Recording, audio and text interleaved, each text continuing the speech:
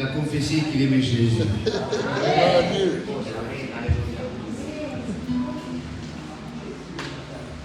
Voilà, merci Seigneur, amen. Je crois que ça nous a fait du bien. Ça vous a fait du bien les cantiques? Amen, ça fait du bien, ça prépare les cœurs. Et maintenant, Dieu veut te parler. Amen. Et j'aimerais continuer sur la lancée où j'avais continué dernièrement. Vous vous rappelez, c'était sur l'Épître aux Hébreux. On avait appris pas mal de choses, parce que c'est riche. On voit à travers l'Épître aux Hébreux la grandeur de Jésus. On voit que Dieu lui a fait réellement confiance. Il lui a remis toutes choses entre ses mains. On a dit que Dieu parlait par le Fils. Dieu a créé le monde par le Fils. Et il a hérité toutes choses, c'est le Fils. Alléluia. On avait dit que Dieu, il donne des bonnes choses à Jésus. Il lui fait confiance. Il lui a même remis le jugement dernier. Le grand trône blanc, il l'a remis entre les mains de Jésus. Parce que sa justice de Jésus, elle est juste, elle est équitable, elle n'est pas corruptible. Donc quand il donnera une sentence, c'est parce que c'est justifié. Et s'il donne une récompense, c'est justifié. Quand Jésus bénit, c'est justifié. Et quand Jésus châtie, c'est justifié. Alléluia.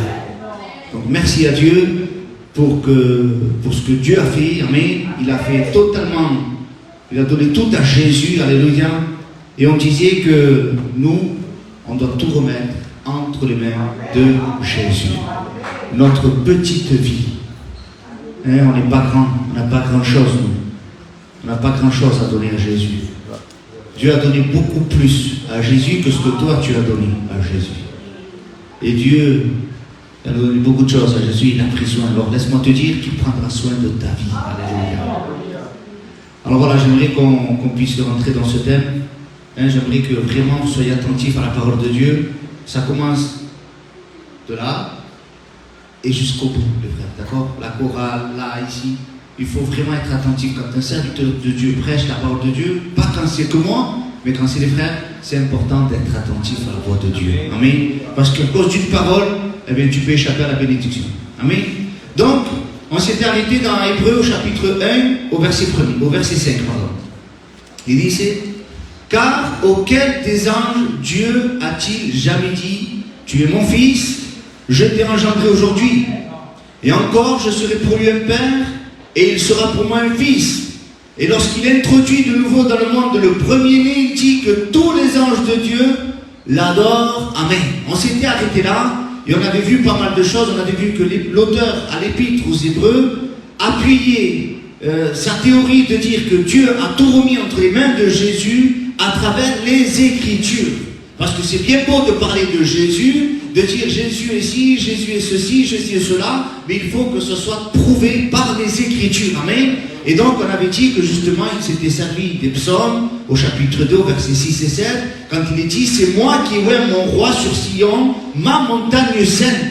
Il ne parle pas de la montagne de Jérusalem, il parle de la montagne qui est dans le ciel, une montagne qui est sainte, dans laquelle il n'y a que Dieu qui y demeure, et il va dire, je publierai le décret, l'Éternel m'a dit, tu es mon fils, je t'ai engendré aujourd'hui. Amen. Donc on n'a pas d'excuse, l'Écriture prévoit que justement Jésus est le Fils. Amen. Et ensuite il va dire, il sera comme un fils pour moi, je serai comme un père. Et il a choisi justement le texte de 1 Chronique au chapitre 22, verset 9 à 10, quand il lui dit à David, de manière prophétique, voici, il te naîtra un fils qui sera un homme de repos. Amen. Jésus est l'homme de repos, et l'homme qui donne le repos. On avait dit que quand Jésus avait dit, venez à moi, vous tous qui êtes chargés. Et combien il y en a ce soir qui viennent à la réunion et ils sont chargés. Pas chargés de bénédiction, chargés de problèmes, chargés de questionnements, chargés de tourments, chargés de questionnements de pourquoi moi, pourquoi ci, pourquoi cela. Et Jésus dit, venez à moi, vous tous qui êtes chargés, et je vous donnerai du repos. Alléluia. Donc voici, il te naîtra un fils qui sera un homme de repos. Tu cherches le repos, c'est en Jésus-Christ. Alléluia. Et à qui je donnerai du repos en le délivrant de tous ses ennemis d'alentour. Car Salomon sera son nom. On avait dit que ce nom, Salomon, était d'une manière prophétique qui parlait réellement de Jésus, puisque Salomon qui veut dire la racine shalom, qui veut dire paix. Et Jésus est le prince de paix. Jésus a dit, je vous donne ma paix. non pas comme le monde la donne. Le monde peut t'offrir la paix. Il peut, excusez-moi, je vais employer des mots peut-être un peu durs, mais le monde va chercher la paix à travers une drogue. Et peut-être que la drogue va t'apaiser pendant un temps, mais ce n'est pas la vraie paix, ça. Ça, c'est la paix du monde, la paix qui vient du monde, qui ne te donne pas la paix dont tu as réellement besoin. Peut-être que tu la cherches dans l'alcool, ou peut-être que tu la cherches dans les soirées, mais le véritable repos, la véritable paix se trouve en Jésus-Christ. Alléluia. Alors il va dire, Salomon sera son nom, et je ferai venir sur lui, sur Israël, la paix et la tranquillité pendant sa vie. Israël allait avoir la paix et la tranquillité. Tu ne veux pas avoir toi la paix et la tranquillité. Alléluia. Même dans la maladie, tu peux être en paix et en tranquillité. Même dans le besoin d'argent, tu peux être en paix et en tranquillité. C'est pas parce que tu as de l'argent que tu es en paix et en tranquillité. Il y a des gens qui n'ont pas d'argent et qui n'ont pas de quoi se loger ou tu veux d'avoir plein de choses dans leur maison. Mais qu'est-ce qu'ils ont la paix? Parce qu'ils ont Jésus dans leur cœur. Alléluia. Alors, ce sera lui qui bâtira une maison en mon nom. Ça sera cet homme-là, l'homme de repos. Cet homme prophétiquement appelé Salomon, qui va bâtir une maison en mon nom. Et Jésus, on avait dit, qu'il avait dit, je bâtirai mon église. Alléluia. Il a fait de toi et de moi le temple du Saint-Esprit. Alléluia. Désormais, Dieu n'habite plus dans des temples faits de main d'homme, mais Dieu habite dans les cœurs. Bendito sea Dieu. Amen. Il sera pour moi un fils, et on retrouve le verset, et je serai pour lui un père, et j'affermirai pour toujours le trône de son royaume en Israël. Amen. Donc on s'était arrêté là. Et maintenant, quand on continue ce que Dieu est en train de parler à travers le Fils, amen, il va commencer à comparer le Fils avec les anges. Et là, on va voir la grandeur de notre Seigneur Jésus-Christ. Et des fois, on a besoin d'avoir ce rappel, parce qu'on est trop dans nos problèmes. On est trop dans notre petit monde, on est trop dans notre quotidien. Et on a l'impression qu'il n'y a que nous qui comptent sur la terre. Quand on parle avec les gens, ils sont égocentriques, tout est centré sur eux. Comment ça va? Non, ça ne va pas. Il importe qu'il y ait la guerre en Ukraine, il importe qu'il y ait la guerre autre part. Lui, du moment que ça ne va pas, tout le monde doit aller mal. C'est pas comme ça, on ne doit pas être égocentrique. Alléluia. Nous, on doit se préoccuper pour les frères et les sœurs aussi. Alléluia. Quand il y a quelqu'un qui la passe mal, il est important de dire, mon frère, ma soeur, je vais prier pour toi. Si tu as besoin d'aide, je suis là. Alléluia. Alors il est important. Et donc à un moment donné, il va dire, au verset 7, quand on continue la lecture, de plus, il dit des anges. Donc on avait dit que le pronom il parlait de qui? De Dieu le Père. On a dit que Dieu, dans ces derniers temps, nous a parlé par le Fils. Et il va continuer à développer sa pensée jusqu'à arriver au verset 7. Il dit des anges. C'est-à-dire que Dieu va témoigner de sa bouche des anges. Il va dire, celui qui fait de ses anges des vents et de ses serviteurs une flamme de feu. Alléluia. À travers ce texte, on voit comment les anges sont perçus aux yeux de Dieu. Alléluia. Donc on voit ce que Dieu dit au sujet des anges. Dans une autre version, on dit, voici ce que Dieu a dit au sujet des anges. J'utilise les anges comme j'utilise les vents. Ils me servent comme le font les éclairs. Dieu utilise les anges. Dans la parole de Dieu, on le voit souvent que Dieu a utilisé les anges. Et ce texte, eh bien justement, il fait référence dans le psaume 104, verset 4. Encore une fois, il reprend le texte de l'Ancien Testament parce qu'il n'invente rien. Tout doit être centré sur la parole de Dieu. Pas sur un ressenti, pas sur ce que tu as envie, mais sur la parole de Dieu. Ta vie doit être fondée sur la parole de Dieu. Pas aujourd'hui, j'ai envie de vivre comme je veux. Non, tu dois vivre comme la Bible dit. Tu dois parler comme la Bible dit. Tu dois faire comme la Bible dit de faire. Alléluia. Alors quand on continue, on voit que Dieu utilise ses anges comme il utilise les vents et comme le font les éclairs. Alors les vents dans la Bible, il y en a 4. La Bible parle souvent des vents. Il parle du vent du nord, du vent du sud, du vent de l'est et du vent de l'ouest. Dans une autre version, on dit c'est le septentrion du nord. Il ne manque demande que nombre lo dice, mais c'est pour vous expliquer qu'il y a 4 noms spécifiques pour les vents. Dans Zacharie au chapitre 2, verset 6, va dire ici, fuyez, fuyez du pays du septentrion, dit l'Éternel, car je vous ai dispersés aux 4 vents des cieux, dit l'Éternel. Alléluia. Donc on voit que dans la Bible, il y a 4 vents. Et on voit que Dieu utilise les vents comme il utilise les anges. Alléluia. Dans l'Exode au chapitre 14, au verset 21, rappelez-vous quand Israël sort de l'Égypte. Et qu'à un moment donné, il y a les plaies, les 10 plaies qui ont été envoyées. À un moment donné, Israël part avec Moïse. Ils vont se retrouver devant ce qu'on appelle la mer morte, la mer qui est devant, la mer rouge. Et là, il va dire que les enfants d'Israël étaient paniqués, ils avaient peur, ils étaient effrayés. Et combien qu'il y en a des chrétiens comme ça des fois? Il y a des situations qu'on croirait qu'on ne pourrait pas traverser. On pourrait dire à Dieu, Seigneur, là, pourtant tu as fait des belles choses dans ma vie. Tu as envoyé des petits plaies. J'ai vu ta main agir plusieurs fois. Mais là, je crois que c'est fini. Là, il n'y a plus rien à faire. Mais même là, Dieu est capable d'agir. Alléluia. Et vous savez ce qu'il va utiliser, Dieu? Il va le dire à Moïse à un moment donné. Moïse étendit sa main sur la mer. Et l'Éternel refoula la mer par un vent d'Orient. Alléluia. Qui souffla avec impétuosité toute la nuit. Et il mit la mer à sec. Et les eaux se fondirent. Alléluia. Dieu a utilisé un vent spécial, le vent d'Orient, pour pouvoir ouvrir la mer en deux. Alléluia. Ce vent m'a servi à ouvrir la mer, mais à sécher la terre aussi.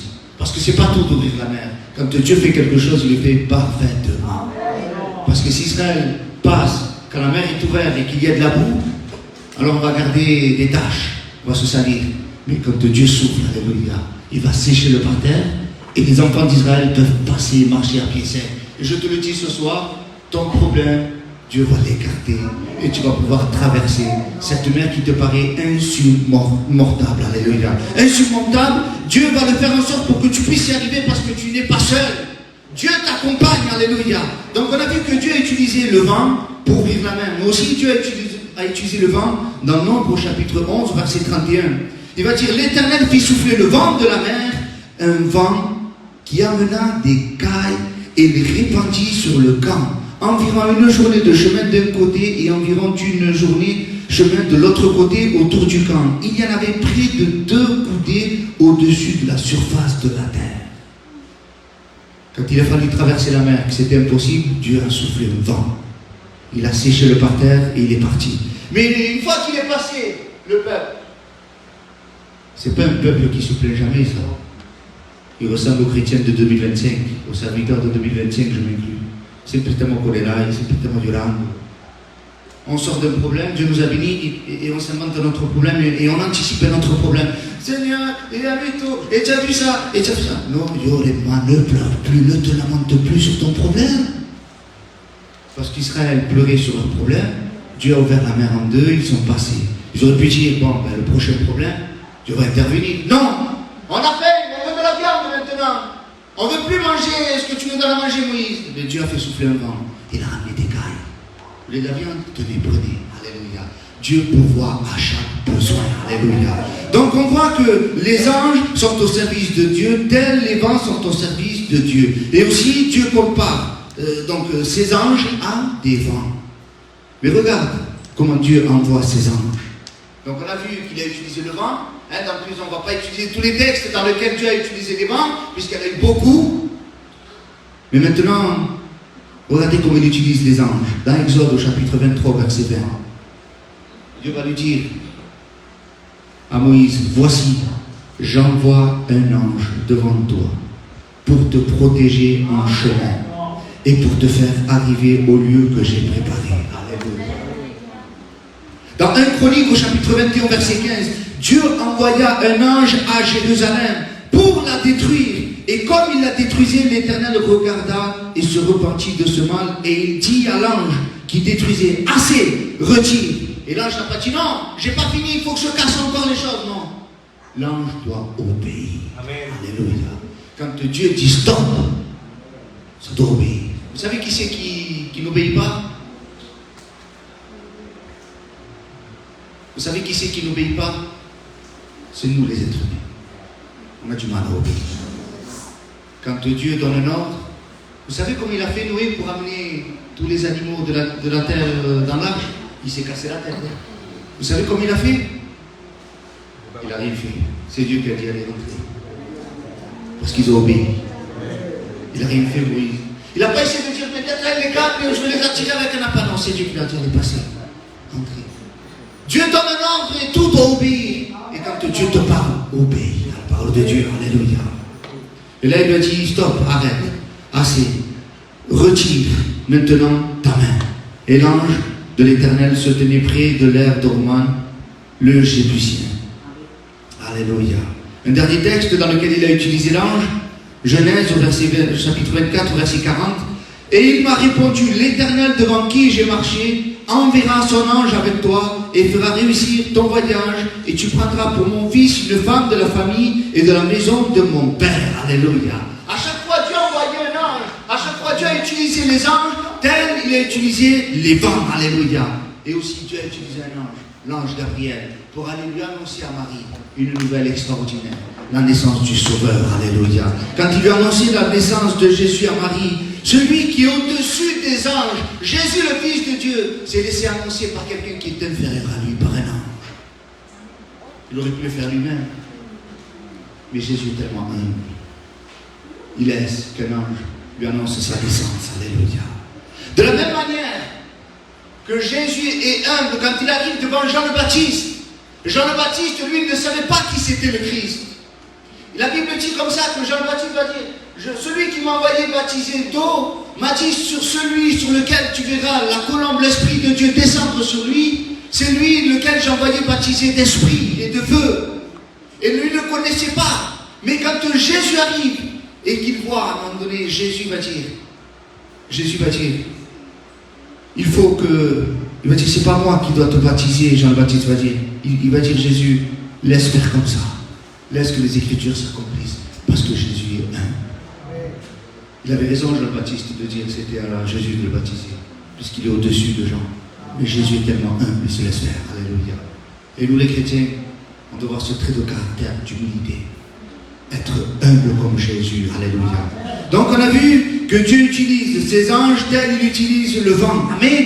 Et il va dire au verset suivant, donc au verset 8, mais il dit au Fils. Donc on a vu qu'il parle des anges, il les utilise comme des vents, comme un éclair, mais il va dire maintenant au verset 8, mais il dit au Fils.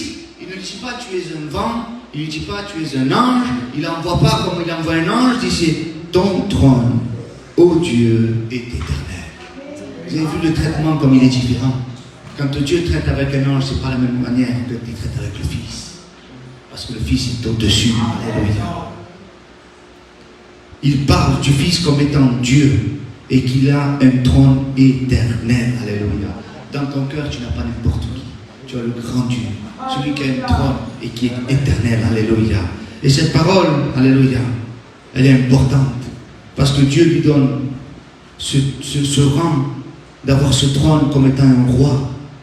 Ça c'est beau parce que c'est Dieu qui témoigne de lui. Mais toi, quelle place tu lui donnes à Jésus? Le trône de ton cœur n'est pas aussi grand que le trône que Dieu lui a donné. Et des fois on se refuse de lui laisser la place à Jésus. Et on s'invente des raisons. Et on s'invente des pourquoi. Et on s'invente des oui mais je ne peux pas, j'en ai marre. Et de ceci et de cela. Dieu qui est dans le ciel, la Bible dit qu'il a donné un trône éternel. Il a un trône éternel. Et nous dans notre cœur, on n'a pas quelque chose d'éternel. On est éphémère, on est passager. Notre cœur, donnons la place à Jésus. Alléluia. Qu'il puisse gouverner. Alléluia. Et il continue, amen.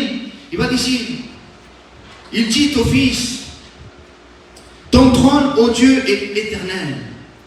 Le sceptre de ton règne est un sceptre d'équité. Tu as aimé la justice et tu as haï l'iniquité. C'est pourquoi, ô Dieu, ton Dieu, t'a oint d'huile de joie au-dessus de tes égaux. Alléluia. Un autre mot, l'état dicendo. Le sceptre de ton règne, il est en train de dire, tu règnes, ton gouvernement, tu gouvernes d'une manière, alléluia, parce que le sceptre, c'était qu'une seule personne qui devait l'avoir sur la terre. Tu sais qui c'est qui devait avoir un sceptre? C'était pas quelqu'un du peuple, c'était un roi. Il est en train de dire, tu gouvernes ton peuple avec justice, alléluia. Christ est roi, et en étant roi, il est chef.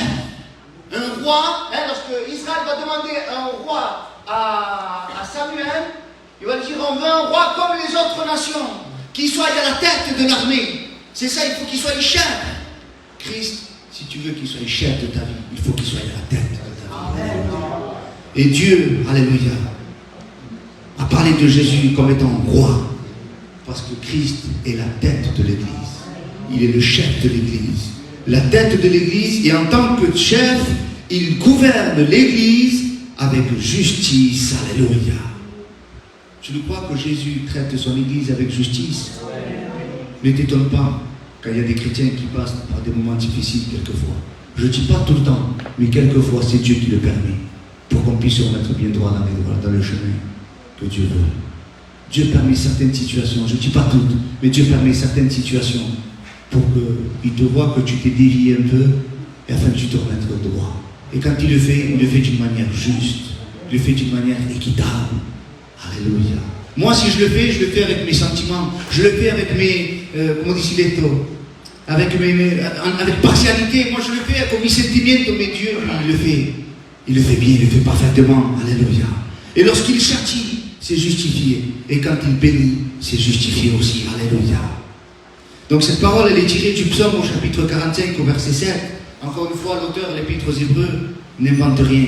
Et il va dire, ton trône, ô Dieu, est à toujours. Le sceptre de ton règne est un sceptre d'équité. Tu aimes la justice et tu haïs la méchanceté. C'est pourquoi, ô Dieu, ton Dieu, t'a oint d'une huile de joie par privilège sur tes collègues. Alléluia. Et sa parole qu'elle est puissante. Lorsque Dieu parle du Fils, il est là comme étant roi juste et Dieu. Il préfère ce roi-là, Christ, plutôt que les autres rois de la terre. Pourtant, David, il est appelé le roi selon le cœur de Dieu. Mais Dieu préfère Christ que David, parce qu'il est son fils. Vous comprenez ça? Et ça, c'est important, parce que Dieu l'a placé à la plus haute place. Dieu l'a préféré aux autres rois. Et nous, on préfère le roi du monde, on préfère les petits princes du monde, plutôt que le roi des rois, le Seigneur des seigneurs. Laissons toute la place au roi des rois, au Seigneur des seigneurs. Alléluia. Jésus, le Fils de Dieu. Alléluia. Quand on continue la lecture, m'accordez encore quelques minutes. Quand on continue la lecture d'Hébreux, au verset 10, il va dire, et encore, toi, Seigneur, et sa parole à Seigneur, elle n'est pas dite à tout le monde. Et Dieu l'emploie pour Jésus. Et encore, toi, Seigneur, tu as au commencement fondé la terre, et les cieux sont l'ouvrage de tes mains. Alléluia. Oui, parce que Jésus a fondé le ciel et la terre. Alléluia. Dieu le Père a créé le ciel, la terre. Dieu le Fils a créé le ciel et la terre. Et le Saint-Esprit a participé à la création. Alléluia. Parce que les trois sont Dieu. Bendito sea Dieu. Il parle du Christ comme étant créateur. Et encore une fois, ce n'est pas le fruit d'une pensée, mais c'est la révélation qui est dans la parole de Dieu. Alléluia. Dans Psaume au chapitre 102, au verset 26, il va dire, tu as anciennement fondé la terre et les cieux sont l'ouvrage de tes mains. Et ce petit verset-là correspond à Christ. Alléluia. Et la Bible, quand elle continue au verset 10 d'Hébreux, au verset 11, va d'ici, quand il parle de la terre, va d'ici, ils périront. Wow. Il parle des cieux et de la terre. Du ciel qu'on voit là, notre ciel, pas du ciel où Dieu habite, mais de notre ciel à nous. Il dit, c'est ils périront. Mais en parlant du Fils, il dit, mais tu subsistes. Parce que Jésus a dit, tout passera. Le ciel et la terre. Un jour, ça doit passer, tout ça. Tout ça, c'est éphémère. Même si les scientifiques vont te dire, et la terre, elle a 2 milliards d'années, je ne sais pas combien de millions d'années, qu'importe. Même si elle a des milliards d'années, qu'importe, un jour ou l'autre, elle se terminera. Le seul qui est éternel, c'est le Christ. Alléluia. Disait, ils vieilliront. Eh oui. Si Adam aurait encore en vie et qu'il verrait l'état de la terre, il se dirait, moi, conformément pour la terre, elle a bien vieilli. C'est comme quand on connaît des personnes à 20 ans et qu'après on les retrouve à 80 ans, on se dit, elle est encore vivante tellement, je peux te dire ici. Si Adam on verrait la terre comme elle est aujourd'hui, comme elle a souffert la terre. Et la faute de qui? La faute de l'être humain. Disait, ils vieilliront tous comme un vêtement. Tu les rouleras comme un manteau. Et ils seront changés. Mais toi, alléluia, que me monter sa parole, parce qu'il s'adresse à Jésus. Mais toi, tu restes le même. Et les années ne finiront point. Alléluia. Jésus le même hier, aujourd'hui et pour l'éternité. Alléluia. Et lorsqu'il va continuer le verset, au verset 13, je vais bientôt terminer, vous allez comprendre la différence entre l'ange et Jésus. Au verset 13, voici, et auquel des anges a-t-il jamais dit, assieds-toi à ma droite, jusqu'à ce que je fasse de tes ennemis ton marchepied. Ne sont-ils pas tous esprits au service de Dieu, envoyés pour exercer un ministère en faveur de ceux qui doivent hériter du salut? Et sa parole, elle est terrible, frères et sœurs. À aucun ange, Dieu lui a dit, assieds-toi à ma droite.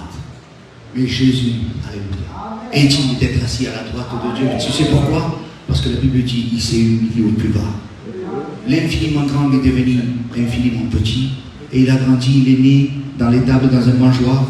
La Bible dit, il a pris son ministère, il est mort, il est ressuscité. Et la Bible dit, quand il est ressuscité, au bout du 50e jour, Dieu l'a élevé, alléluia. Et désormais, il est à la droite de Dieu. Il est assis à la droite de Dieu, bendito sea Dieu. Parce que Jésus est digne. Jésus est digne que tu l'élèves au plus haut dans ta vie. Jésus est digne que tu mettes en premier dans tes projets. Dieu est digne que tu mettes en tout en premier, alléluia. À aucun ange, Dieu lui a dit de s'asseoir à sa droite. Mais au Fils, oui. Et là, la Bible parle des anges comme en disant, ils sont tous au service de Dieu, envoyés en faveur de ceux qui doivent hériter le salut. Rappelez-vous quand Dieu lui a dit à Moïse, je t'envoie mon ange.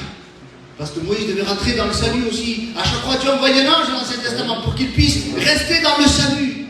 Mais pour toi, Dieu n'a pas envoyé un ange, Dieu a envoyé son Fils. Alléluia. Pour que tu puisses être sauvé. Alléluia. La grâce que Dieu nous a fait ce soir, c'est que Christ mérite toute la place dans nos vies. Dieu a témoigné de lui comme il ne l'a jamais fait avec un autre. Nous aussi, témoignons de Jésus. Vivons pour lui comme on n'a jamais fait pour quelqu'un d'autre. Alléluia. Alors je crois que ce soir, on a compris la parole de Dieu.